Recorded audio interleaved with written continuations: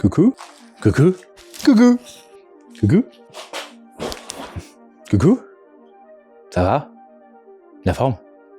Moi, ça va super. Je vous avais dit que j'allais faire une vidéo sur le train à air.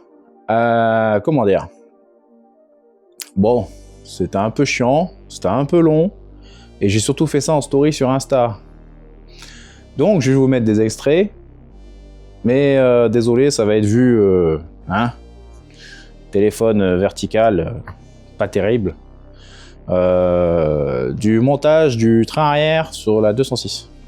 Parce qu'en fait, dans la dernière vidéo, je démontais l'ancien train arrière, celui de la donneuse. Bon, ben là, je sais pas si on le voit, mais il y a l'autre là-bas, de Saint-Lard. Il est déjà sorti, c'est bon. J'ai fait les changements. Donc, je vais vous mettre des stories Insta et voilà, je vais essayer de vous expliquer ce qui a été fait. Alors, je tiens à préciser deux choses. Déjà, le train arrière de la donneuse était neuf, comme j'ai déjà dit plein de fois. Quand j'ai démonté entièrement, j'ai vu que les axes, ils étaient mais nickel. Les axes étaient neufs en fait. La poutre ne l'est pas, les bras non plus. Ça, c'est du reconditionné en fait, hein. Donc ils ont gardé une poutre, ils ont enlevé les axes, ils ont mis des axes neufs. Ils ont enlevé les bras, ils ont mis des roulements neufs. Voilà, en gros quoi. Moi, j'ai entièrement tout démonté. Et ce que j'ai fait, c'est que j'ai rajouté du coup 4 roulements de chaque côté. Enfin, j'ai pas rajouté, j'ai mis 4 roulements de chaque côté.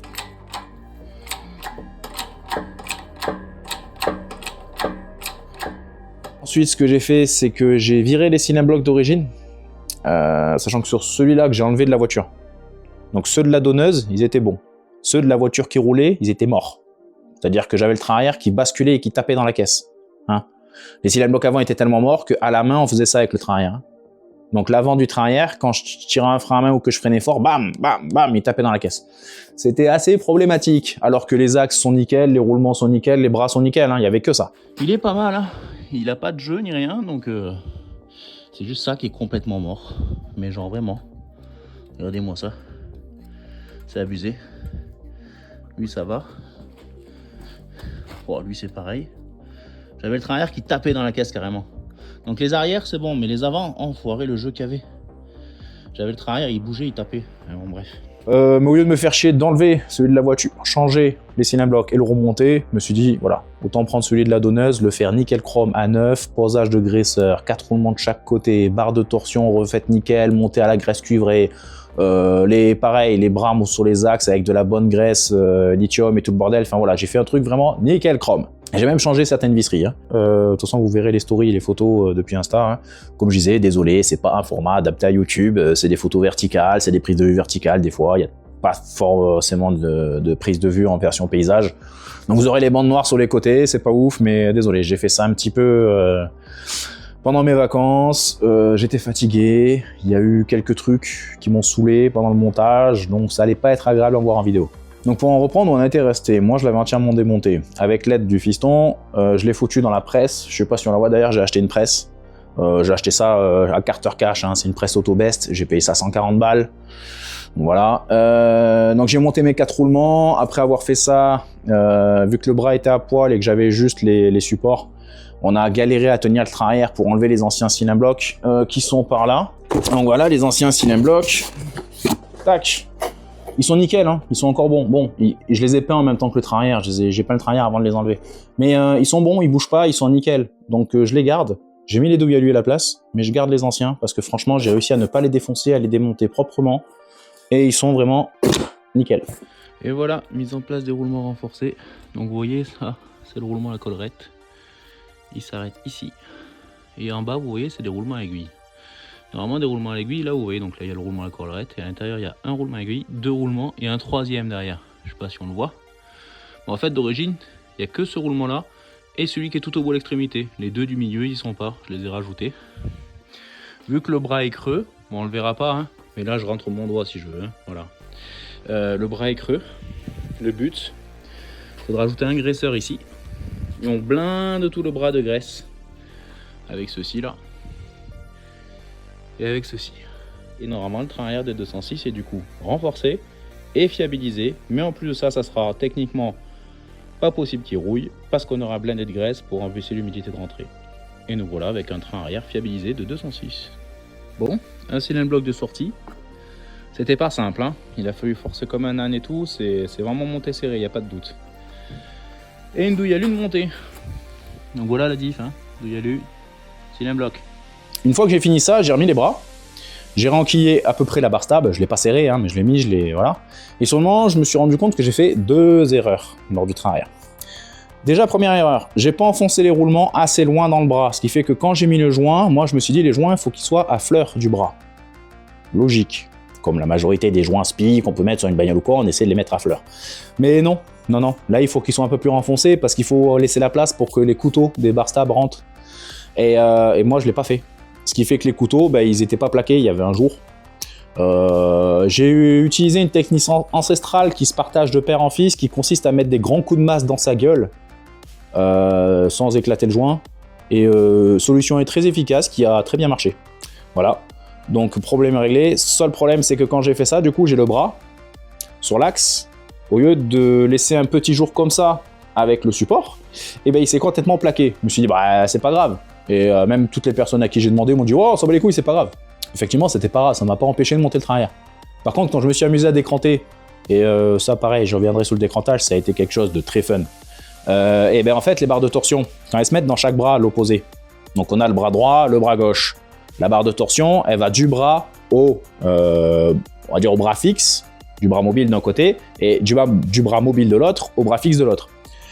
Et ce qui est fun avec ça, c'est que dans les bras mobiles, une fois que la barre stab est rentrée, elle est pile poil en face de la fente qui nous serve à mettre l'espèce de rondelle qui verrouille, d'accord.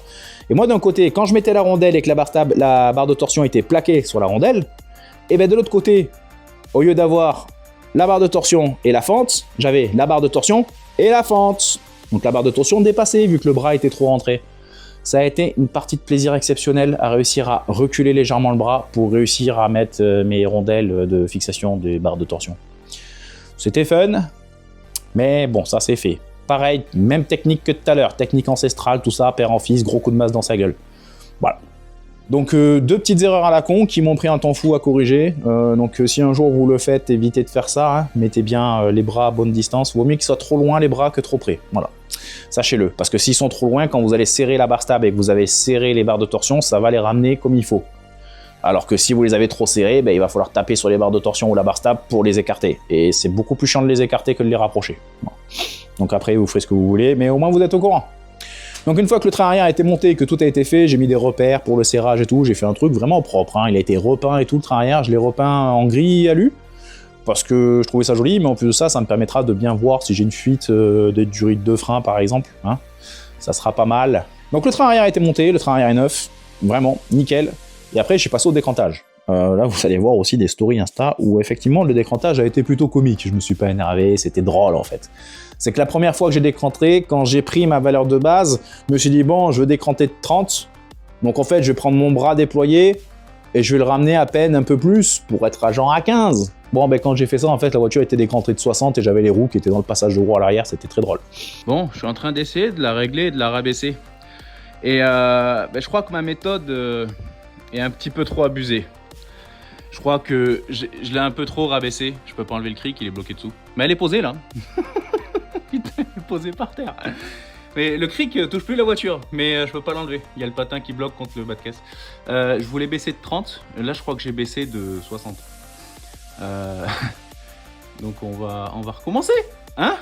Mais bon, au final, j'ai dû faire au moins presque une dizaine de fois, hein, à foutre les barres de torsion, enfin à lever les bras, foutre les barres de torsion, mettre les roues, poser par terre, relever, enlever les roues, redéplacer les barres de torsion, etc. Je vais faire ça une dizaine de fois. Mais j'ai réussi. Alors, faut savoir que j'avais le plein dans la voiture. Comme ça, au moins, je sais que quand je suis au plus lourd, j'ai cette hauteur de caisse-là. Et ce que j'ai fait, c'est que je me suis basé sur la hauteur de caisse des 206 RPS, donc les 206 relais qui roulaient en sprint et en endurance par Peugeot, hein, qui étaient en fait les mêmes 206 que moi, les 2,16 litres. Ils n'avaient pas grand-chose, hein, voilà, ils avaient des freins de 306 SC, je crois. Au niveau moteur, c'était pratiquement d'origine, il y avait juste une émission avec un filtre air green. Et 4 amortisseurs et un avant, hein. C'était vraiment la formule de promotion économique possible, et voilà, juste des gens, une trentaine de 206 qui faisaient des cons sur circuit. Hein. Et moi, en fait, je me suis pris leur hauteur de caisse à eux. Donc la hauteur de caisse à l'arrière pour eux, c'est au niveau du longeron arrière. Donc là où il y a le train arrière qui se fixe, on prend juste après sur le longeron du train arrière. Et à l'avant, c'est juste devant la fixe, c'est à l'avant du berceau, avant la fixation du triangle. Voilà. Et on prend ces hauteurs-là. Pour m'aider, je me suis pris une magnifique feuille. Vous allez voir, ça a été superbe. Donc pour vous expliquer, à l'arrière, les 206 RPS, elles ont une hauteur de caisse minimum réglementaire de 373 mm. Moi, avec le plein, j'ai réussi à me caler à 381 côté conducteur, 380 côté passager. Donc j'ai le côté conducteur qui est 1 mm plus haut que le côté passager, ce qui est parfait. Quand je suis dans la voiture, ça équilibre à peu près.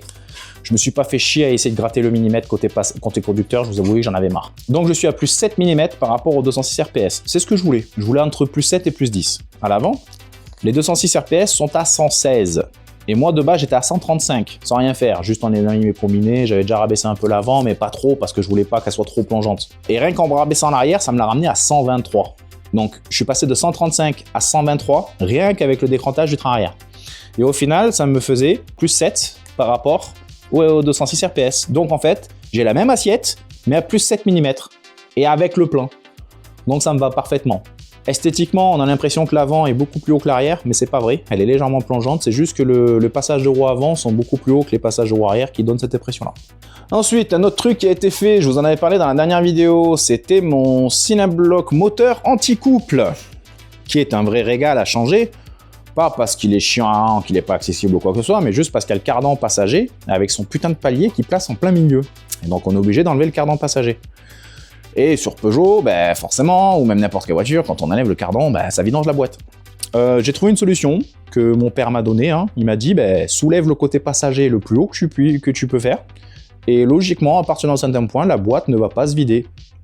Bon, ben, je tiens à confirmer que c'est vrai. Si on lève le côté passager à 50 cm du sol, c'est le maximum de mon cric, et bien quand on enlève le cardan côté passager, la boîte ne coule même pas. Bon, pareil, j'ai pas filmé parce que c'était un peu chiant, c'était dans le noir, et de toute façon, j'aurais pas réussi à filmer grand chose, honnêtement. La dernière chose que j'ai dû faire, ça a été ma courroie accessoire, parce que je me suis mis à avoir le galet de la courroie accessoire qui s'est mis à chanter l'Ave Maria comme pas possible. Très chiant. Hein. La voiture qui s'identifie comme un putain de canari quand tu la démarres. Bon, j'ai rien contre les personnes non binaires, l'LGBTQ+, tout ça, hein, mais ma voiture qui fait... Non, là, non merci, hein, voilà. Donc j'ai changé ça. Ça a été une vraie putain de galère. Alors je vais vous mettre un extrait de quand j'ai réussi à solutionner le problème, parce que l'extrait où je suis en train de galérer sur le problème n'est pas très plaisant à regarder, parce que je suis en train d'insulter des mamans. Hein, notamment les mamans de ma voiture.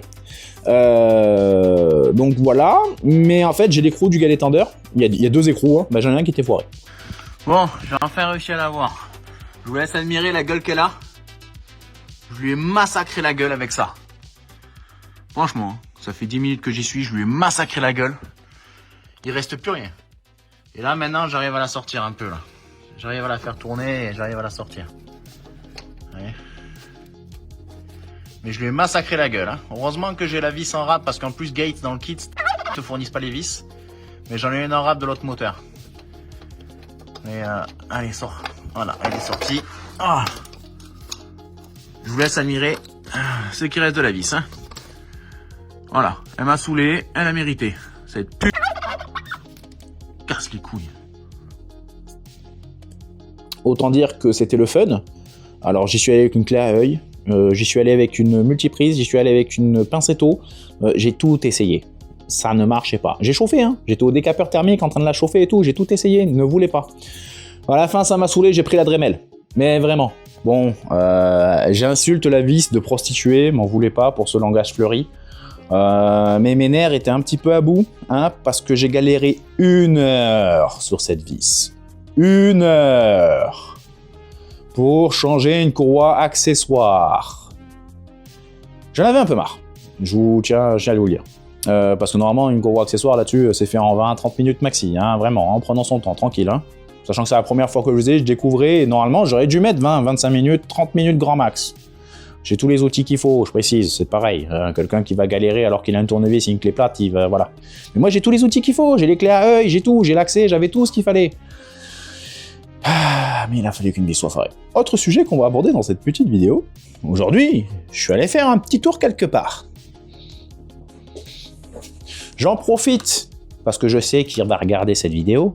Encore merci à toi, Quentin, qui m'a permis d'aller faire un petit passage au banc chez Motortech. Donc je suis allé à Motortech Orléans, qui sont basés à Saran, pour ceux qui connaissent. Et je suis allé faire un petit passage au banc de la petite là, pour voir à peu près combien elle sortait. Donc pour rappeler, avant de parler chiffres, tout ça, hein, parce que bien sûr, je vais vous donner les résultats à la fin de la vidéo, hein, faut bien teaser un petit peu et faire de la vue et faire de la YouTube monnaie. Alors je déconne, je suis pas encore monétisé. J'espère que ça viendra un jour. Ça m'aidera à préparer l'autre con là. Bref. Ah oui d'ailleurs, j'en profite, lui là. On va bientôt commencer, hein. J'attends juste une commande AliExpress, je déconne même pas.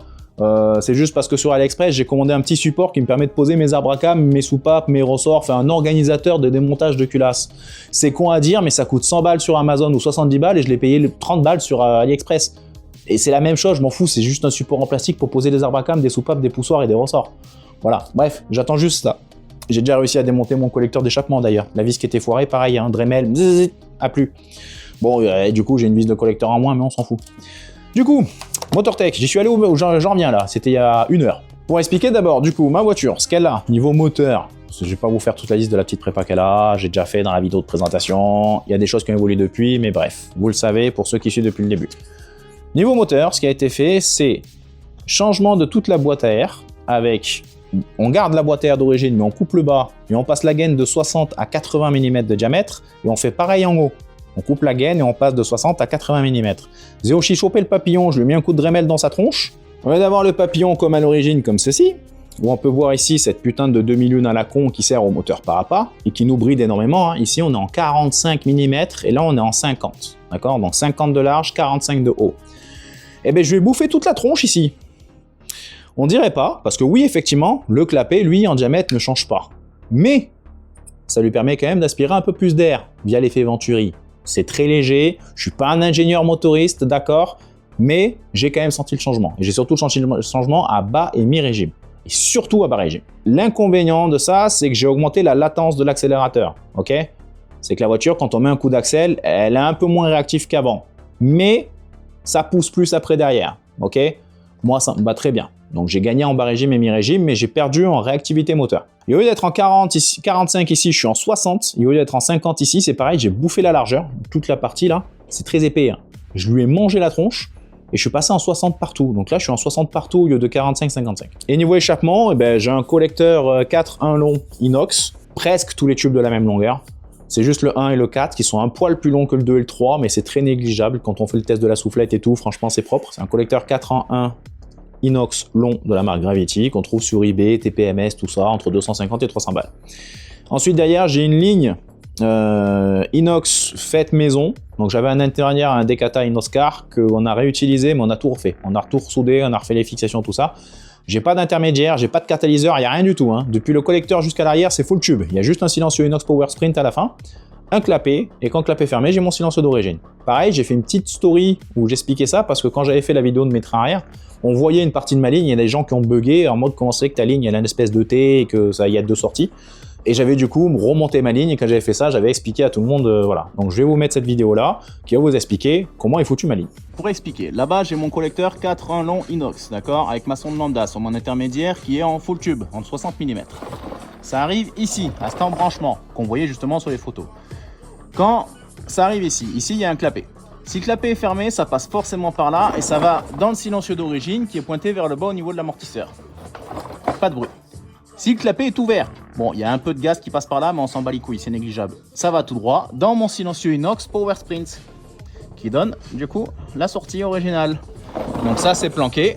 Ça, c'est visible. Donc au final, avec tout ça, moi, mon admission, elle m'a coûté même pas 100 €, hein, parce que oui, j'ai un filtre AKN aussi à 50 balles. Donc ce que j'ai fait sur l'admission m'a coûté 45 balles, tout compris. Hein.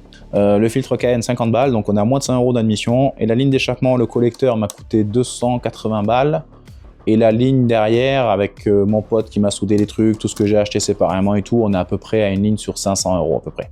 Ce qui n'est pas super cher pour une ligne à clapet. Hein. Donc au total, on est à peu près à ouais, 600 balles. 600 balles de moteur entre l'admission et l'échappement.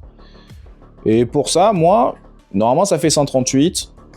Quand j'ai acheté cette voiture-là, comme j'ai dit, j'avais des joints de queue de soupape qui sont fatigués. J'ai 2 poussoirs qui sont minimum. 2 poussoirs qui sont grippés à bas régime. En dessous de 2000, on les entend claquer. Passé 2500, on les entend plus. Donc je pense qu'ils ont du mal à s'amorcer. Malgré tout ça, moi, j'estimais qu'elle avait entre 130 et 135. Alors que d'origine, elle est censée faire 138. Mais c'était un peu une estimation à la louche de ressenti, d'accord? Bon, ben en fait, voilà, je vous mets les passages et vous allez voir le résultat.